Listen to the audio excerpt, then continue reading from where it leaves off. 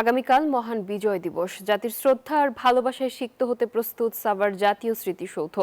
এরই মধ্যে পুরো স্মৃতিসৌধ এলাকা পরিষ্কার পরিচ্ছন্ন করা হয়েছে, রং তুলির কাজও শেষ। সেই সঙ্গে স্মৃতিসৌধ এলাকায় নেওয়া হয়েছে 4 স্তরের কঠোর নিরাপত্তা ব্যবস্থা।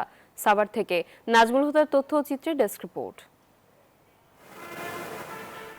বাহারি ফুলের সমারোহে সাজিয়ে তোলা হয়েছে স্মৃতিসৌধ প্রাঙ্গণ। লাল ইটে সাদা রঙের ছোঁয়া শুভ্রতা ছড়াচ্ছে। বিভিন্ন স্থানে লাল টবে শোভা পাচ্ছে বাহারি ফুল গাছ। লেকের পানিতে নতুন করে রোপণ করা হয়েছে লাল শাপলা।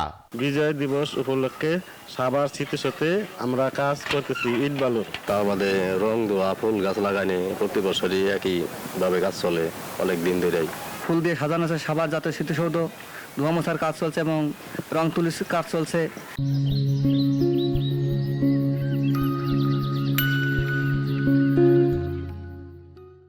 মহান বিজয় দিবস উপলক্ষে 1 মাস ধরে শতাধিক পরিচ্ছন্নতা কর্মী কাজ করছেন স্মৃতির মিনার সহ ধোয়া মোছা আর সাজসজ্জায়। লাল সবুজ ফুলের সমারোহ ছোট বাগানগুলোকে সাজানো হয়েছে অপরূপ সাজে।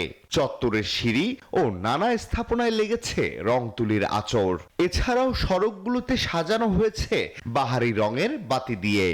সকল ধরনের সাজসজ্জার কাজ ইতিমধ্যে সম্পন্ন করা হয়েছে। টুকটাক আরও কিছু কাজ বাকি যা রয়েছে তা ইতিমধ্যেই আরও আজকের দিনের মধ্যে সম্পন্ন হবে বলে আশা করি। একই সঙ্গে নিরাপত্তা ব্যবস্থা জোরদার করতে বসেছে সিসিটিভি, নেওয়া হয়েছে কঠোর নিরাপত্তা ব্যবস্থা। প্রায় 23 কিলোমিটার মহাসড়কে 11টি সেক্টরের মাধ্যমে 4000 পুলিশের 4 স্তরের নিরাপত্তা ব্যবস্থা নেওয়া হয়েছে বলে জানান ঢাকা রেঞ্জের ডিআইজি। আমাদের ট্রাফিক ব্যবস্থা আমিন বাজার থেকে শুরু করে স্মৃতিসৌধ পর্যন্ত যা রয়েছে সেটা আমরা ব্যবস্থা নিয়েছি এবং আমরা আগেও বলেছি যে আমাদের 4000-এর অধিক ফোর্স মোতায়েন করা হয়েছে এবং এই ফোর্স সার্বিক নিরাপত্তা রক্ষায় জনগণের জানমাল নিরাপত্তা রক্ষার জন্য সার্বিকভাবে তারা নিয়োজিত থাকবে। 16 ডিসেম্বর রাষ্ট্রপতি ও প্রধান উপদেষ্টার শ্রদ্ধা নিবেদনের পর জনসাধারণের জন্য স্মৃতিসৌধ খুলে দেয়া হবে।